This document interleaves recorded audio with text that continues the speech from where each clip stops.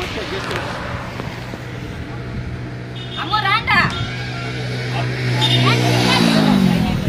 భారతదేశం ఈరోజు స్వతంత్రం చేసుకుంటూ ఉంది అంటే మనం కూడా స్వతంత్రాన్ని అనుభవిస్తూ ఉంటాము.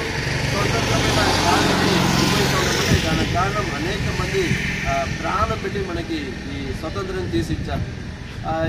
ఈ యొక్క స్వతంత్రాన్ని మనము అనుభవించాలంటే వారు గాంధీజీ వారి డ్రీమ్, వారి యొక్క కళ ఒక మధ్య రాత్రిలో ఏ ఒక ఇబ్బందులు లేకుండా నెమ్మదిగా వెళ్ళి నెమ్మదిగా చేరుకుంటుందంటే అదిగా నిజమైన స్వతంత్రం అన్నారు.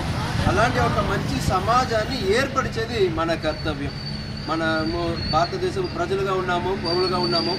భారతదేశంలో జరుగుతున్న ఏది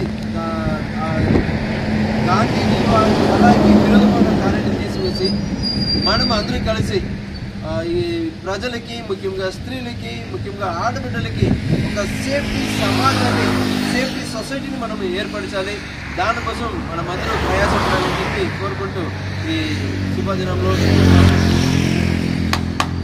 అలాగే భారతదేశంలో రాజ్యాంగాన్ని మనకు పౌర హక్కులుగా తీసుకొచ్చిన భారత రాజ్యాంగకర్త డాక్టర్ బిఆర్ అంబేద్కర్ గారి రాజ్యాంగం పురస్కరించుకుని కూడా భావ స్వతంత్ర హక్కు భంగం వాటిల్లుతున్న భారతదేశంలో ఈరోజు భావ స్వతంత్ర హక్కును మేము మళ్ళీ రాబట్టుకొని భారత రాజ్యాంగాన్ని మరి మతాన్ని పూర్తిగా విస్మరించి అందరూ సమానం, భారతీయులందరూ ఒకే భావం కలిగి జీవించాలని కోరుకుంటూ ఈ సమయాన్ని, ఈ అవకాశాన్ని భారత రాజ్యాంగ పౌరులుగా గుర్తు చేసుకుంటూ భారత్ మాతాకే జై, భారత మాతాకే జై, భారత మాతాకే జై. సందర్భంగా మన భారతదేశానికి ఎందరో పోరాటవాదులు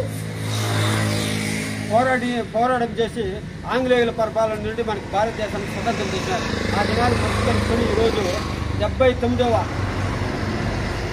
స్వతంత్ర దినోత్సవాన్ని ఘనంగా జరుపుకోవడం దేశమంతటా జరుపుకుంటున్నారు. అందులో భాగంగా మన బలమాసరపల్లి ఎఫ్ఎంబి సంఘం ద్వారా కూడా మన పాస్టర్ గారు ఆయన పాల్ కుప్స్వామి గారు చేతులుగా ఈరోజు జాతీయ జెండాని ఎగురవేద్దాం. అందరూ కూడా తప్పట్టుకోండి.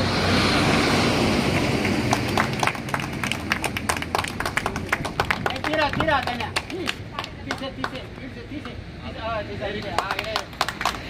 బాగా ఎగరేసి అధినాయక జయ